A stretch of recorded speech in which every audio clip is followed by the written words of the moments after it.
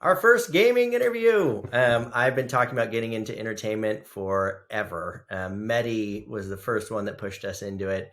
And now that we're with Creator IQ, we're going to get lots of awesome guests that give us a perspective on the overlap between entertainment, gaming, creators, fashion, beauty, etc. It's going to be great. Today's show is awesome. Zeena really dives into it. She's got such a deep background across all these different industries and was a perfect guest for the first one. Remember, if you enjoy today's show, be a friend, tell a friend. That is the best way that you can help. Thanks, guys. Enjoy the show.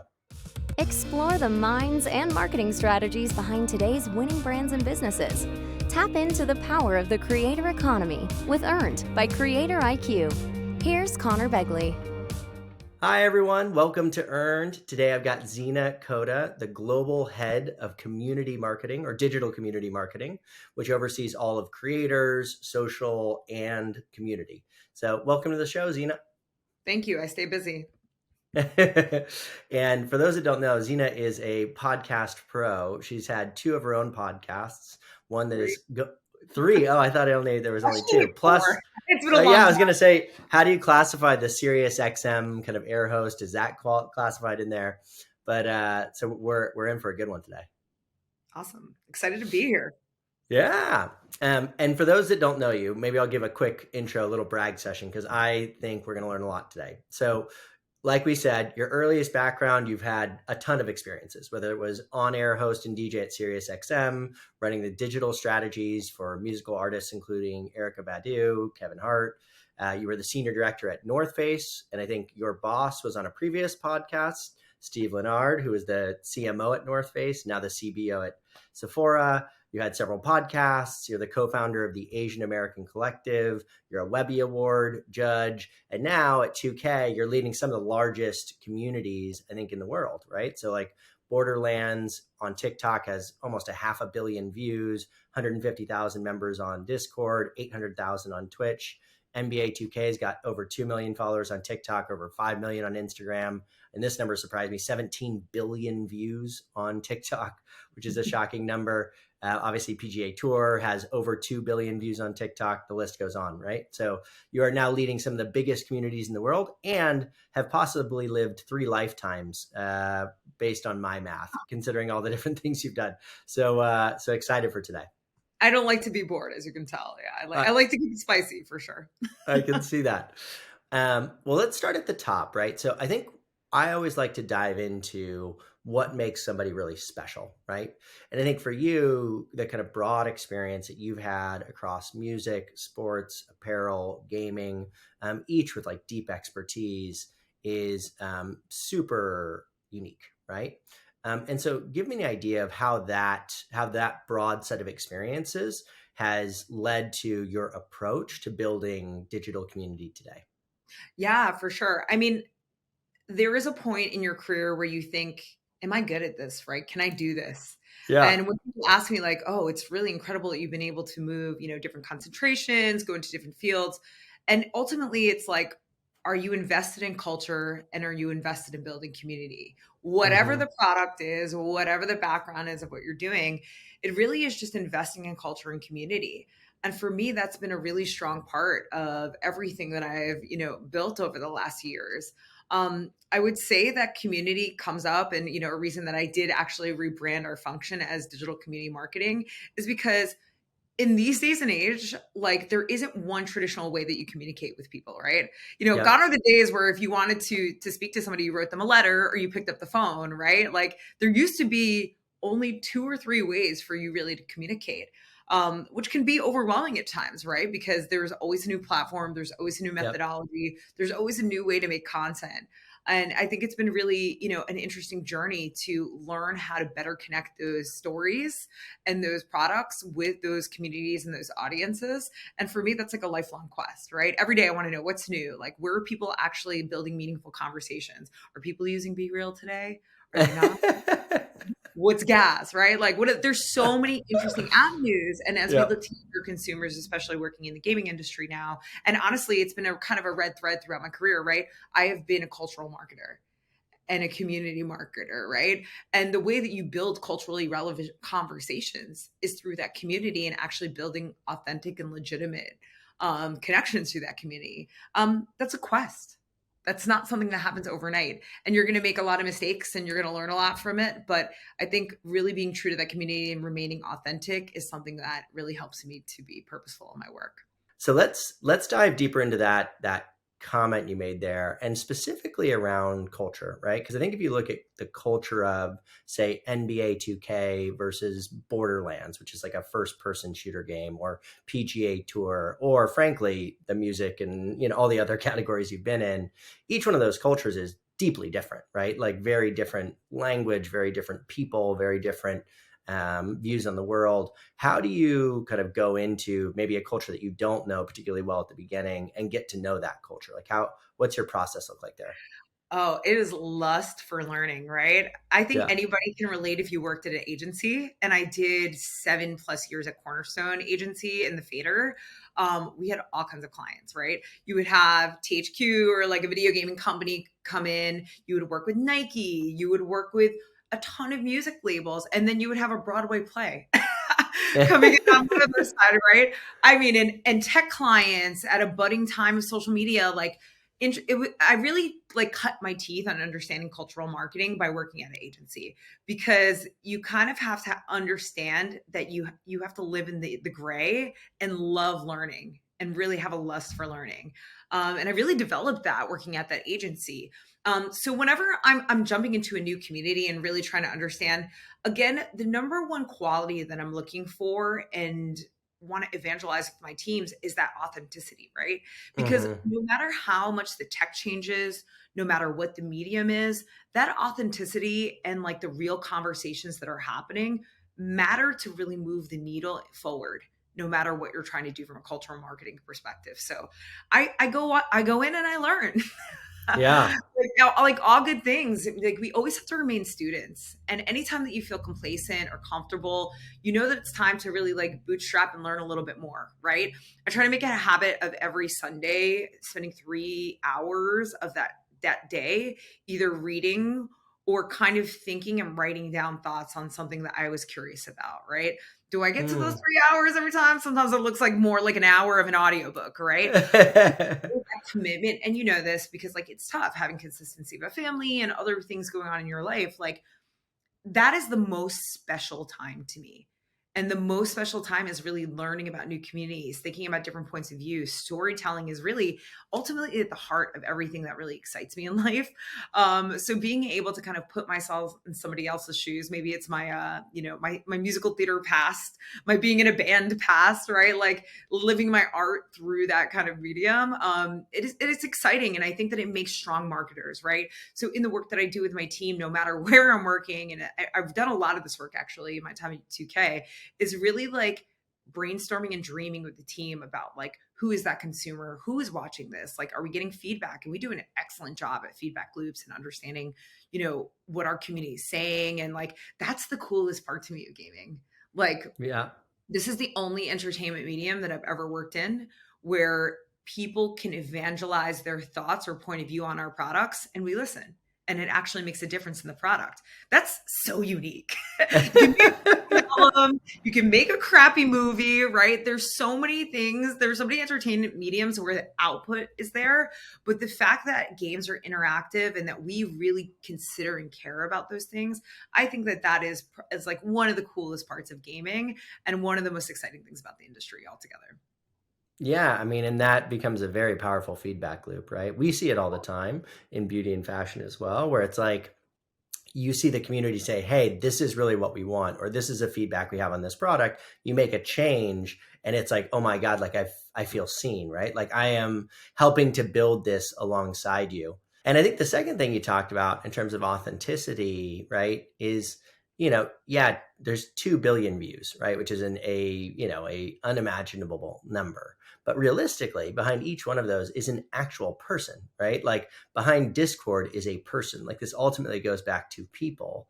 And like each time they interact with your company, you can make that either a really special experience or not a really special experience. And that multiplies out over time. And I think that a big strength of the internet is that, I can sit in Lafayette, California and have a real meaningful interaction with somebody that's in another country or another state or, is very different than I am. So yeah, I love all that. That flattened plane of communication, right? Like it's this global, it makes the world so much bigger and smaller all in one, actually.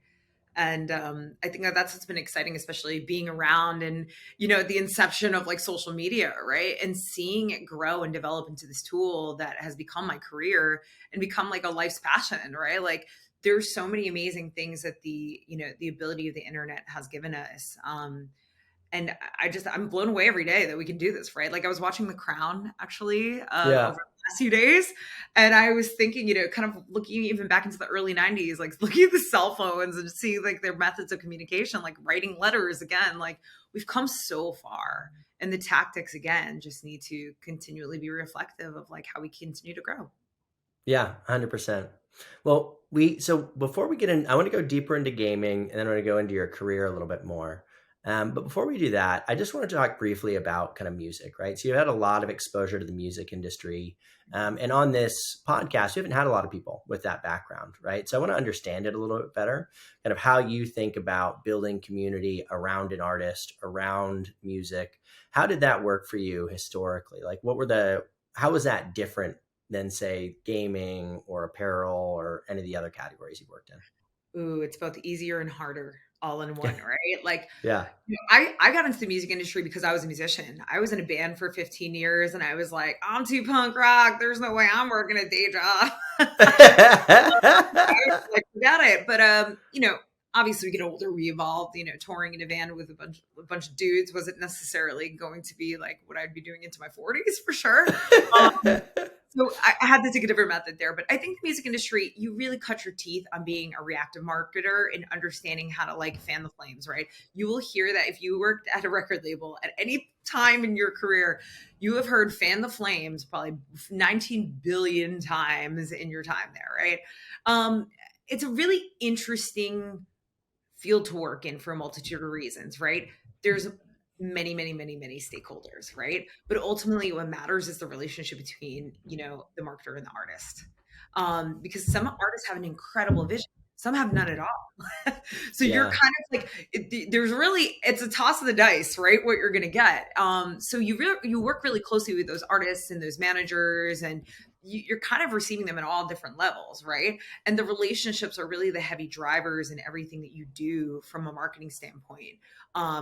And working in the digital space of music is really interesting because not only do you have to have the ability to get the idea that you want over the line, you have to have the tightest relationships with all of your partners and both the DSP side and then also all of the, all the social channels, right? So you got to know your Instagram people, you got to know your Twitter people. If there's something beta, if there's some opportunity that's coming up, like you have to be able to be at the top of their tongue, right? And and if you have an artist that's bubbling up and blows up at any given moment, then everybody wants you. So then you have to kind of figure out how to maneuver that as well.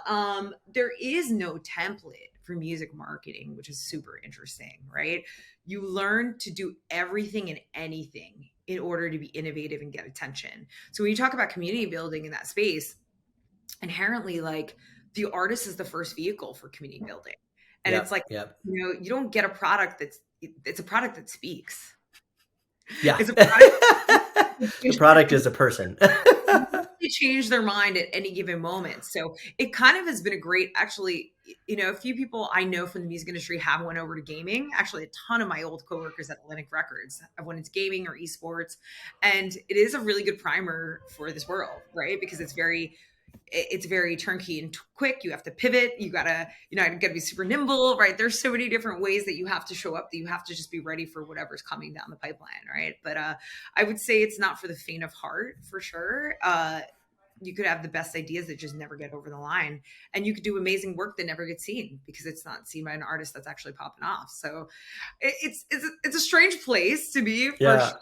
But if you're about it, it works. I mean, I did it for, again, 15 years. And in a lot of ways, what we're doing with 2K, especially on the NBA side, and developing little like activities and that has been an influential piece of the music for a long time. Like to get a song in NBA 2K has been a huge feather in the cap for a lot of artists for a long time, right? So we're building some pretty strong stuff with our music side, and it's part of the cultural, piece of what we're doing on the sports side anyway, right? Like it's Yeah, always yeah. in that. So I enjoy that because it's fun to do, a bit of that work too, but not be on the front lines of getting calls from rappers at 3 a.m. So I'm good on that. But it's a good primer for literally being able to deal with anything in life and know what it's like to work 24 hours for sure. Yeah.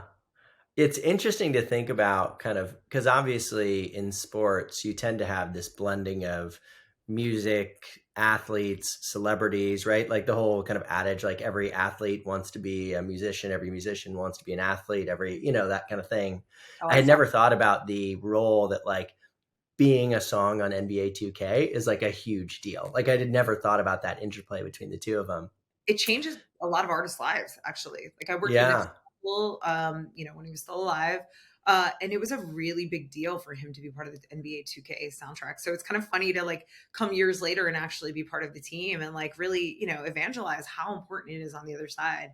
And we're thinking of different innovative tactics too with the music team on how we can integrate social and community channels to actually be a driver for that. Because again, at the end of the day, it's all cultural communication fostered by community, right? So in this funny little like diagram, it all connects and it all actually helps us to reach different cultural communities too.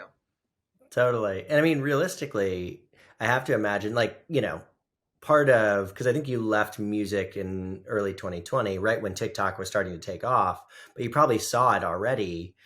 We've talked a lot about the role that TikTok has played for musical artists and like how basically if you become part of a big trend on TikTok, it similarly can kind of blow up your career. I have to imagine that plays a role as well because NBA 2K has got 17 billion views, right, on TikTok. So like that's got to be having an impact on artists' lives as well. If you've been keeping a pulse on some of the premieres that we've been doing in game and then evangelizing them on social, you'll see that the last few, actually even today, we had something with Davies. So like there's a lot that we've been doing to like slowly integrate that more into our social ecosystem for sure. And Yeah. let me tell you, like actually TikTok completely revolutionized and changed the way that the music industry marketed itself. Like I was there, showing my age. I was there at the change of, physical product to straight up digital and streaming, which was really Yeah. scary to the music industry, right? Because they were like, oh my God, how do we make money? How do we Yeah. actually monetize on Well, this? and their money did go like this for a long time, right? It tanked Yeah, big from time in the early days. 2006 to 2008, 2009, it was really scary times, right? But I was there for that transition and seeing that, kind of change over. Uh, that the record industry has learned how to pivot into the right digital channels that actually like amplify what they need, right? Yeah. First it's Yeah. playlisting, and then it's like if your song's blowing up on TikTok, and then TikTok developed their own like sound distribution platform, right? And now TikTok's getting into the music game. So it is interesting how TikTok has not only revolutionized the way the industry has worked, but also reprioritized the type of content and the types of ways that like artists are creating, their marketing plans based off of that. And also the kind of artists that are entering the ecosystem, because if they're big on TikTok, there's a potential that they'll be big in streaming. So it's kind of been funky. I gotta say, from a personal level, I don't love that aspect of it because I was a musician, right? And I've seen Yeah. some good music get ignored because the mass quantity of it is just like overwhelming for most people, right? Yeah. There's just Um, so much of it. Yeah. so much of it. So funny, but from a trends perspective, I'm like, man, like TikTok really changed consumption across the board in a lot of entertainment mediums. Yeah, we were doing an event in New York, and like afterwards, the bartender who was there was like, "Hey, I need to talk to you." I was like, "Oh, what's going on?" And he was a musical artist, and he's Of like, course. "I have to tell you the role that TikTok plays. Like, it's crazy. Like in terms of kind of elevating people's careers, if you can get discovered, right? Like on Totally. that channel." Keeping a career, that's hard, right? And it's actually Yeah. being a live performer that's hard because I've seen a lot of artists blow up on TikTok who couldn't actually be an artist. Yeah, totally. Totally. So let's talk about gaming a little bit. So this is a relatively recent pivot. And obviously we've talked about the overlap between gaming, music, entertainment, etc. But obviously it was a very intentional choice, right? You're coming with a lot of success. You probably had a lot of options. So I'm curious what made you decide to kind of go into a new avenue, right? And then secondarily, what has been surprising to you as you've kind of pulled back the onion, right, and learned more about gaming? Like, what was it that was surprising to you that you didn't know kind of coming into it? Hmm. Good questions. All right. My decision to go into gaming, I'd always been intrigued by gaming, right? Hmm. I I'm a casual gamer for sure. My husband a little bit more than me. When I first got the job, so quite a bit of time on my couch playing Tiny Tina's and trying to conquer Tiny Tina's. But I've always like recognized the power of gaming, and even when I was working in digital marketing for the urban artists at Atlantic Records, like we would work with Xbox. There were a bunch of different gaming partners. We would chat with 2K at that time, like about the artists that were being integrated into the soundtrack. So there has always been this really common cultural language between music and anything in lifestyle marketing really with gaming, right? Because gaming is a lifestyle, but also like it intersects and crosses the other way too. So it Yep. always intrigued me. And I think like the work that I had been doing at the North Face had developed into this interesting like digital component where I was outfitting in different games, right? Like, the last 2 years, I think a lot of luxury brands have tried to get into the gaming space and like Yeah. create fitting and create unique experiences in the gaming space. So, being at a clothing brand at the time, I saw us as a great contender for that space as well. And there were Yep. some Yep. interesting games, like a little more action sports type games that we were able to kind of like get some headwinds with.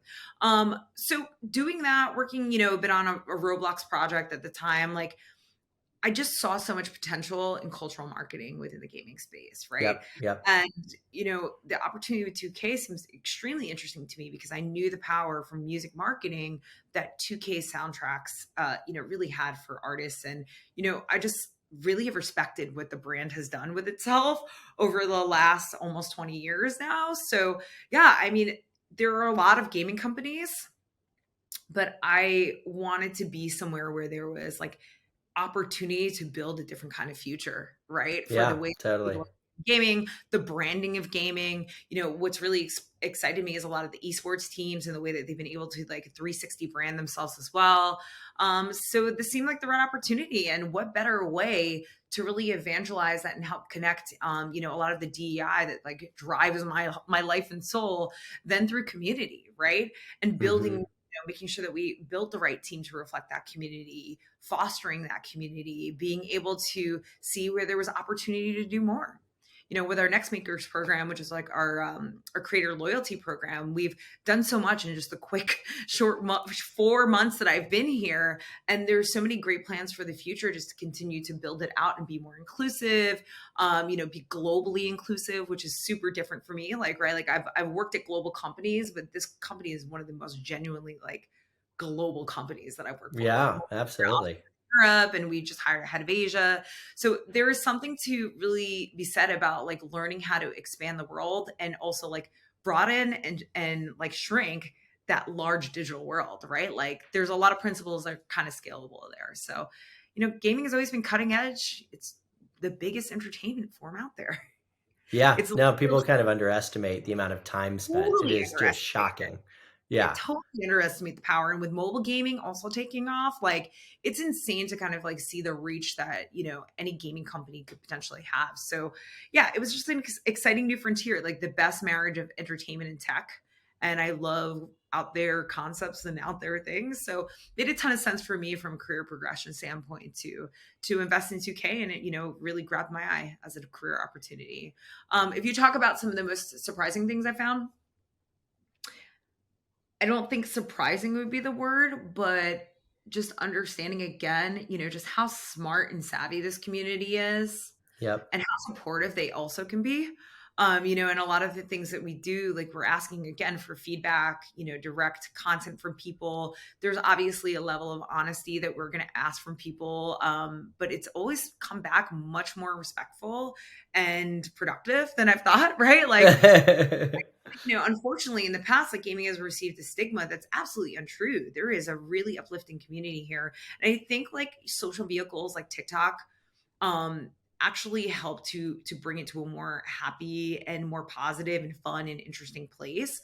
So those are the kind of opportunities that I lean on and excite me, right? Because I want to really build kind of a different lens and a different voice for gaming that hadn't necessarily been there before. And I'm clearly not the first. But there's a lot of amazing other trailblazers in the DEI and the women's space too, who are bringing, again, just a completely different lens to gaming than had been there in the past. So yeah, there's just like endless opportunity, and it's super exciting to be here during this time where, the sky's kind of the limit.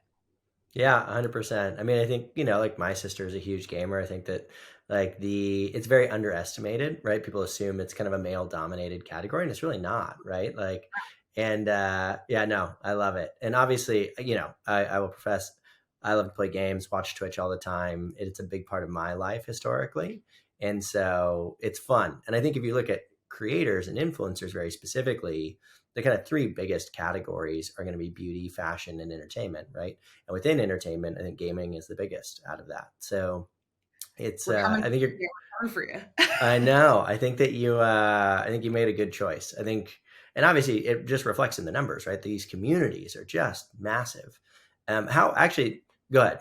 I Sorry, you were saw going to say. actually interesting stat pretty recently from a TV exec, right, on Twitter, the little nuggets that we find on Twitter, talking about his 19-year-old kid and the fact that his 19-year-old kid no longer watched, and this is a like classic TV executive, never watched traditional TV. Everything was Yeah. being streamed on Twitch. And like all the information that he was finding was like literally being ported through like Twitch. So hearing that set and just kind of looking at the lower end of Gen Z and looking as alpha is kind of creeping up there, right? Like a lot of this information is completely being integrated in one space, right? So sports, gaming, music, Yep. all other cultural conversations are all cropping up in a new form where there is no gatekeeper, right? Mm-hmm, There, mm-hmm. gatekeeper is you. And the gatekeeper, had traditionally kind of kept conversations very insular to whatever that aim is. Yeah. That's exciting. That's a really exciting prospect. And over the last few months, we've done a lot of work on doubling down on NBA's Twitch channel. Like, I don't know if you've seen, but like we're streaming every week and we're starting to really, kind of pivot our efforts towards that and, continue to lift up our next makers, looking to have them integrate them as hosts. So there's a lot of just really cool avenues that you can take away the traditional thought of the way that things should be and actually port them to a place where you can sculpt what the programming is, right? And the audience sculpts that by, being part of that community and also responding back. Yeah, 100%. Let's talk a little bit about those platforms for a second. So I'd love to get your perspective on kind of the directions of platforms are heading and just what you see as kind of the biggest platforms, right? Because I think that's what's unique about the gaming industry is like Discord's really big, right? Twitch is really big, and it has some play in other categories, but is, the dominant category for it is gaming. And obviously, but you have the more traditional channels like YouTube, Instagram, TikTok are still very big communities in gaming. What direction do you see those? Like which platforms are on the rise, and which ones do you see kind of dropping off more recently? It's pretty clear for me, and strategically, like this is something you'll see obviously with our output. I mean, short form content has overtaken, and again, the TikTokification of all of these platforms is pretty evident, right? The fact that everything has become vertical sized or vertical leaning just shows you like consumer behavior has changed in that way, right? Mm-hmm. For us, there's three solid platforms that we lean on, and that's YouTube, Twitch, and TikTok right now, right? Yep. With Yep. the obvious like port over to Reels, YouTube Shorts, and all of those other reforms, right? I just think like there are different uses for each, right? And Mm-hmm. Discord, obviously, we don't really like look at as a social channel; it's more of a community channel. But Discord continues to grow on the low, no matter what, right? Like Discord is kind of the OG gaming communication channel, right? Like Yeah. like people have been talking in that platform for years at this point. It's been interesting to watch that channel become more commercial in other ways. When you have Chipotle on there, when you have like mainstream brands kind of trying to communicate and see what audiences are out there. It's interesting. Do they always win? I don't think so, but I think for gaming, it's such a strong community on Discord. That is where we get to dig into those real conversations, and it becomes more of a fanatic, not even fanatic, but the most core and interested, let's put it that way, audiences are really incubating those conversations there because it's the right place to have it, right? Like Yep. it's a one-to-one. It's where like fan meets fan and we facilitate convo. It's kind of our meeting place, right?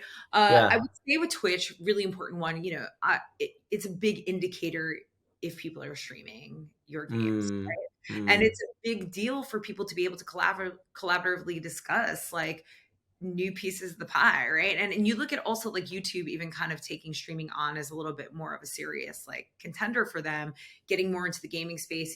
They recognize the power of streaming, right? We just had to Mhm. actually stream today for Marvel Midnight Suns, which was incredible, right? Kind of talking to developers, like looking into the fun, like what is the game going to be like, right? Like what Yep. can you do within the game? And I think that that's the kind of insight that people want to know. So whether or not that's on YouTube or being streamed through Twitch, that's information that is a requirement for us to give to our fans and to our consumers, right? Where is the future going to go? YouTube and TikTok are going to keep going for the streaming buck too, even though Twitch is kind of like the king there. I would say that Yep. TikTok's actually done a really good job of bringing streaming more into their ecosystem. A lot of creators, as you know, are making Mhm. money off of TikTok streams. Finding the right and authentic way for that to kind of integrate into what we're doing for each game and each title, I think is really, it's really key to, again, that asterisk around authentic, right? Because if it's thirsty or doesn't feel like the right opportunity, it could come off the wrong way, right? So really looking how we can bring these things together in a way that resonates with the audience, and maybe exploring streaming on other platforms that we wouldn't have necessarily utilized or leveraged before, will continue to be kind of a quest for us, right? As the functionality increases, the draw to go other places and try other things is going to keep increasing. So those are going to be the ones that we're kind of doubling down on. And I really see like helping to move forward what's going on, obviously in the gaming world.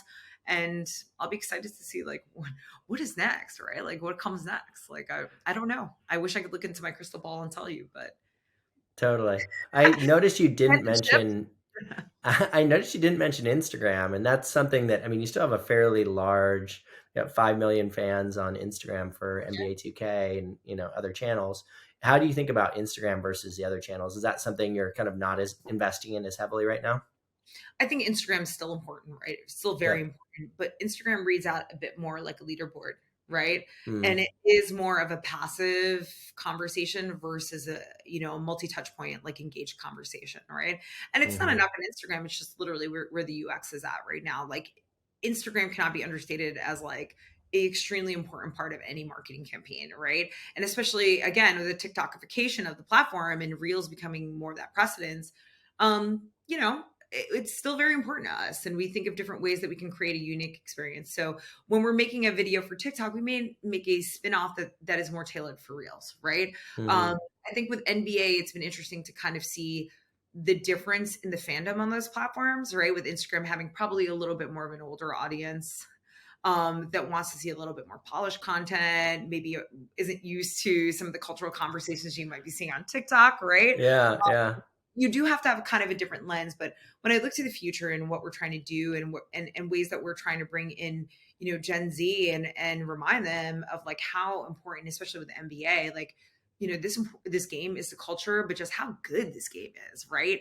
Like the platforms that we're looking to really lean on that functionality and that edutainment aspect have to be more of a TikTok or a YouTube in order for us to get that information to them directly. Because also they're searching for it. The Yep. searchability piece, I think, is that red thread there, right? Mhm. Instagram, you kind of look for things. But you kinda just follow the people you follow. Yeah, or it's dog videos. Like I've gotten my husband in on all the Pomeranian videos, so all he sees is Pomeranian videos now. Right? I feel like the algorithm also has been a bit of a trickster in terms of trying to get like new information to new eyeballs. And that's what we're trying to do, right? We're trying to progress, we're trying to move forward. So I think that those platforms like TikTok, obviously being a huge search engine for most people, which is crazy right, when you think about It's that, so weird, right? and Yeah. YouTube as well, like being educational platforms are key for us because of those kind of things.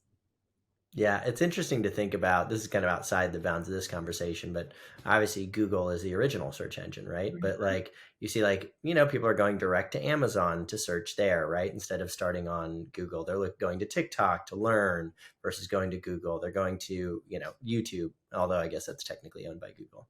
Yeah, Um, smart move on their so behalf. yeah, Yeah. yeah, yeah. So you talked a little bit there about kind of specific communities, right? So like the community on Instagram is very different than the one on TikTok, is very different than the one on Discord. How do you structure your internal team around that? And obviously you've got the streamer relationships as well. Do you have people focus on specific platforms? Are they focused on specific people or specific communities? Like how is that structured in terms of managing those relationships, engaging with those communities? Yeah, how do you do that? How do you structure it? Sure. I mean, it's all about the North Star, right? That's my branding experience, right? And the North Star really has to be like aligning as a team to look at the priority platforms and what we're trying to get after, the demographics and the consumers that we're trying to, to really bring in, right? Like Yep. we know that we have returning gamers who are engaged, like our most core of the community. But we want to expand, and obviously with diversity and trying to make sure that we're really reaching a more diverse slate of our community, which are literally the gamers, right? Like Yep. you go younger and younger, there's a stat that's been floating around, like I can't remember, it's like 2040 or something like that, where like most people will be multicultural by then, right? Like Mm-hmm. Totally.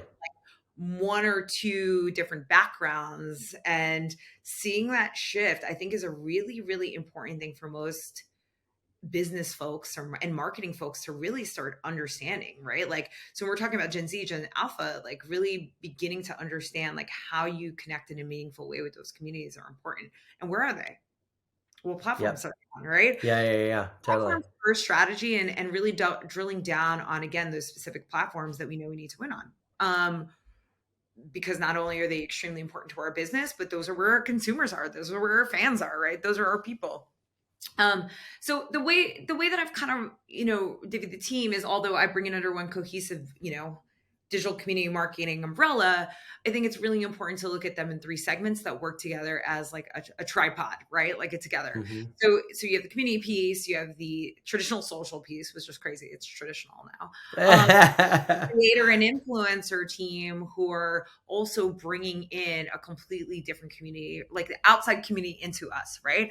Our Next Maker program, which again is our creator loyalty program, like we have, hundreds of Next Makers and even more who have applied, right, to be part of this program, who are literally our go-to when we are building community events and looking to kind of evangelize different functionality within our products and getting first looks at our games, right? Like building that sense of community within that actual like group as well is also a really big part of what we're doing, because that's the true community. That's the IRL community, right? Anybody can get Yep. an email that says, you're part of our community. Here's a code, call it a day. We're building relationships, right?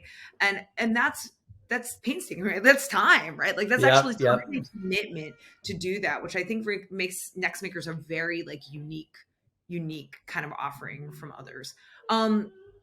It's really kind of divided into those, the community aspect really includes Discord, our Twitch content, and how we're beginning to think of our streaming content suite, which is like no small feat and pretty expensive. It's not necessarily like you flick your hands and this could just come together. But again, incorporating those Next Maker communities, right? So that Next Makers we see as an extension of that kind of sits between community and influencer and creator, right? Because it's influencers and creators that are creating a community. And then in the influencer and creator side, I've done a lot of this work coming in the last few months. Like we are expanding far beyond just looking at creators that are gaming centric and, that are specific to our games, right? Yep. I Yep. know from a lifestyle perspective how important it is to really kind of outreach to different groups and, Yep. find affinity groups that make sense, like, and also have like just a different kind of take, like whether it be sports, whether it be cosplay, whether it be just comedy, whether it Yeah. be again Yeah. entertainment, right? These are the authentic voices, and these are the voices that the younger generation and people in general are listening to, right? Like we're more apt to actually listen to the opinion of somebody we see on TikTok giving a hot take, right? Than to watch the evening news and listen to that as truth, right? So just being culturally cognizant of that, I think that it's really important for me to make sure that that part of the team too continues to grow and develop and grow way outside of just what we're doing in gaming, really cater to those other communities and build more brand awareness for 2K in general, so that that affinity starts from a different place, right? I want anybody from anywhere to find out who we are. And I think that that's kind of the beauty of working with creators, right? You're working through their lens to evangelize who you are. So I think one, I would love to have you talk a little bit more about the kind of next makers community, right? I don't think, for the audience, it doesn't know what it is that you're talking about there. And the second thing is, obviously we've mentioned streamers a bit here. I'd love to know kind of the role that they play, as well as how you think about kind of organic coverage versus, say, paid relationships. Can you talk about those kind of three elements? Yeah, so Next Makers is actually a free program, right? Yep. That again is our loyalty program where the whole incentive is to join to get first looks and to become part of that core community surrounding our game titles, right? There's a bunch of gaming companies and a bunch of honestly like other entertainment companies that have similar cultural communities that might be like one here, one there. This is combined into one. It's a very heavy vetting process. Mm-hmm. We regulate that community, which is really important to us. Like if anybody gets out of line, they're out. um, Very safe community from our lens because there is that hand-to-hand curation. They're built relationships. When we're thinking of our marketing around a specific title, we go straight to the Next Makers as a portion of that output from the creator standpoint, right? And from that community standpoint. So again, this is a two year plus old program that we continue to develop and grow. And what we're trying to do is grow that globally. So including different Next Makers from other communities that are globally representative of what's important to those regions, right? A lot of Mm-hmm. this has Mm-hmm. traditionally been rooted in gaming and what's important to those titles that we've already established year over year. But as we continue to grow, we're looking to bring in more lifestyle spaces, right? And Yep. from Yep. a global standpoint, hey, what's really big in Spain could be completely different than what's big in North America, right? Mm-hmm. And the creators and influencers that resonate there and that we want to continue to work with and leverage over and over and like continue to build that relationship with could be completely different. So that's the kind of thing that we're thinking of. Like we're building a symbiotic relationship because we're also helping to build visibility for them, right? Like this is not a purely paid activation. This is like helping to put them on. Like if we're hosting something, looking at who our next maker suite are to, potentially be our hosts, right, for those kind of things. So it's really building with that community and helping to uplift them too, that I think it makes it absolutely special and just different from other communities. And 100%. And for yeah, go ahead. streaming, the second question was for streaming. Yeah, Um, streaming and paid relationships as well. Is that something, do you guys engage in that? How do you think about that? Who do you decide to sponsor? All those kinds of elements. yeah, of course. And you know, we pay creators, right? We Yeah. pay the creators that we're working with, and when we take something that's outside of their scope or isn't a game that they have an affinity for, right? We don't try to do that because again, we want to be with authentic people, right? We want to be with people who are authentically like connected to a title or to something. The lens is always to look through like what is the platform first? Like what platform are we trying to conquer? What platform are we trying to get, what is the reasoning behind like why are we trying to be here in a meaningful way? So it always kind of starts through that lens. And when we're working with different streamers or people in that community, again, it really is people who have like a strong affinity for the game and have an audience built off of that, or have some kind of other tie-in, right? So we don't want to just like say, okay, give me a slate of 50 women, right? Like that's not how we want to do this, because we really want to make sure that everything's authentically tied in, and these are people that we can continue to build relationships with over each title's year. Yeah. I mean, those long-term relationships are incredibly valuable, right? Critical. Yeah. Yeah. And I think that we obviously see it in the data, right? But the brands that do the best really build these communities and then maintain them over time, right? It's not about one-off initiatives or one-off campaigns or anything like that. And that's Um, exactly what Next Makers is, actually. It's really yeah. building that community, to continue to grow with them and have them bring ideas too to us. Like, we'd love to hear if there's something that you're interested in doing. Like, let's hear it, right? So that's really, again, a special quality because it takes a lot of time and curation to do that. But like, we're adamant on that and to protect them and to make sure that they feel safe. Yeah. 100%. So I want to get into one more kind of question, more career focused, and then we'll do one kind of fun end of show question. Okay. So, you mentioned it earlier, but like you like to keep busy. You got a lot going on.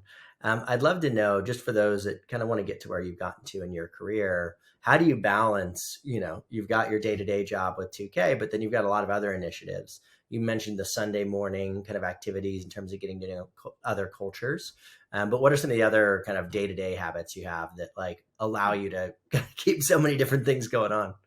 When I was younger, I was a mess with scheduling and my personal email. Like when I was hosting every day on Sirius and going to Cornerstone and Fader all day long, like I would never get to scheduling. And I think the biggest lesson that I learned there was to be a meaningfully productive person and be a busy person, you have to schedule and stick to a schedule. You have to schedule lunch. You have Yeah, to yeah. schedule you have to schedule rest time. You have to schedule time that's for thinking and for ideating and putting together programming, right? I think scheduling to me has been a saving grace, and sticking to that schedule. And then also like taking the time to really shut down when I need to shut down and just go away. I'm an only child. I need a lot of alone time to recharge, right? Like I haven't I am not one of those people who's like, all right, let's keep going, you know? So respecting that boundary for yourself, I think is also really important, right? Because it's hard when people need a million things of you, like to balance them. I think having again that schedule and specific times where you're looking at specific problems, right? Or things helps me to actually balance that, right? So if I'm doing something for a nonprofit, it's before work or after work, right? Like, and I Yep, schedule yep. time. It's the weekends, right? It's other times or like holidays or things where I have additional time. I like to keep concentrated in the moment and really have a lot of one-on-one conversations because I think that's really meaningful, especially for my team as I continue to grow them and as they continue to understand what the vision is. Um, I I try to have boundaries as much as possible, but it's not always easy. It's tough. It's It's not tough. always easy, you know. Got to keep. I joke with a lot of my other friends who are also very multifaceted. I'm like, you know, I can't lose my marriage, my job, my nonprofit, my community work all in one. So finding that striking balance and just resting when your body's like, nope, it's over. You need to sleep. You need to rest. But prioritizing personal relationships and who I am as a person is really important to me because it fills my cup to be the best that I can in all of my work. Yeah, 100%. And I think the scheduling is really indicative of just being very intentional with your time, right? So Mhm. like that's one of the things that I've found to be the most valuable is not only scheduling, but then like kind of auditing your schedule and being like, is this how I want to be spending my time? And you can kind of see it and be like, why am I spending so much time on this? And then you can adjust based on that. So yeah, I love that. All right, let's do one fun end of show question. This one's a little more serious than our traditional ones, but obviously you started the Everything's Political podcast. You helped co-found the Asian American Collective in 2020, both of those in 2020. And it seems like that was like a period of time in your life where you made some pretty serious investments outside of work. Obviously we know what happened in 2020 with the pandemic, but were there any particular moments that you look back on that said like, hey, I'm going to start investing in things outside of just my direct career, right? That I think are impactful to broader society.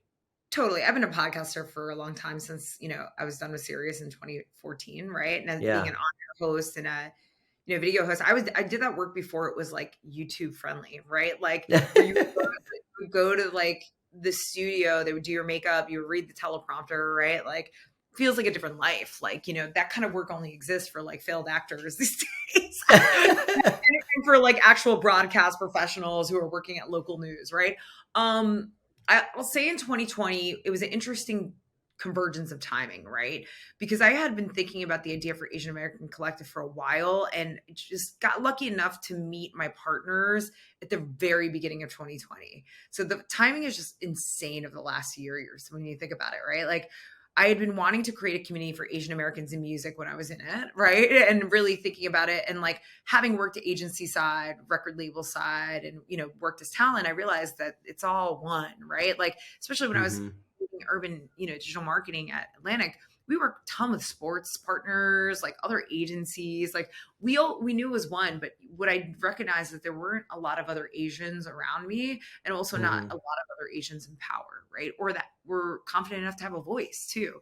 So I really wanted to incubate a community for us to find each other more than anything. Like, Yeah, how can yeah. we on how can we like get the younger ones jobs, right? Like how can we mentor each other peer to peer, right? Like if you have a question, you want to talk about salaries, you want to do, anything you want to say, like there were no closed communities or safe communities, I felt at the time, for Asian Americans. So beginning this at the top of 2020, I met my two partners, one that works at YouTube and one that works at at WME as an agent. Like we both kind of had the same mission. I'd known each other from working in the industry, and we're like, let's just build this and see what it is, right? And crazy enough, like the next year, we had already been building this for an entire year. And when the pandemic hit, there was a moment where we're like, do we still do this thing? Like we can't even bring people together. But in fact, it actually continued to grow because people were looking for community digitally. So that worked. And then obviously getting into Stop Asian Hate, like we were a very vocal piece of it, created a petition with change.org, really wanted to like help outside of just the Asian American community build awareness for, these egregious things that were happening to the community overall and some of the issues that started to bubble up, and really was like a bit of a racial awakening for us. So it was really powerful to be part of that. But ultimately, like we had always just been in a community that wanted to help, really be great representation of the Asian community to other marginalized communities and other BIPOC communities, and also like just uplift other people. So that was important to me because I hadn't rectified, my alignment with my identity. And over the last years, I've really begun to really like embrace that. I had suppressed it for so long. Like, oh yeah, I eat rice. Yeah, whatever. My mom's Filipino. Like I don't have a washing machine. We hand wash everything. And it's these funky things as you grow up as the child of an immigrant parent that you start to really understand. Like it used to be embarrassing to me and became very actually unique and fun to me as I got older, right? And especially as I think of like starting a family and my own future, right? And with everything's political, I was sitting in the house day in and day out, had been toying with the idea of doing something a little bit more politically driven. I'd been very civically driven. I really care about voting. I think that voting is like one of our greatest tools as American citizens, right? Like across the board, no matter what you believe, right? Like go out and vote, do it, right? And I think that had started to kind of percolate, and I, kept thinking about the political nature of life, right? And that no matter what you do for a living, there is a political tie-in to what you're doing, right? Kids' schools, political, right? Like your family, political, everything's political. So I just felt like an interesting evolution for me as, coming from the music journalism world and, being a little bit more of a critical journalist and like writing some stuff for Adweek and starting to kind of pivot my thoughts and my creativity into a different space. Felt like a cool, fun side project, Yeah, no, it's awesome. I love it. One. Yeah, I love that your side projects are like for me, like crazy time commitments. It's like I am just impressed with all the things that you do. It's super impressive. Bang them out in one day. That's the way to do it. Well, I really appreciate you taking out the time today, Zeena. I know I learned a lot. I'm really excited for where you're going to go in the gaming industry, and I am, just so appreciative of you taking the time out. Thank you, Connor. I appreciate your time and talking with me. Awesome. All right. Bye, Zeena. Bye. Be a friend, tell a friend, and subscribe. Earned by Creator IQ. Creator IQ is your all-in-one solution to grow, manage, scale, and measure your influencer marketing program. Ready to unlock the power of the creator economy? Get started with a demo today at creatoriq.com.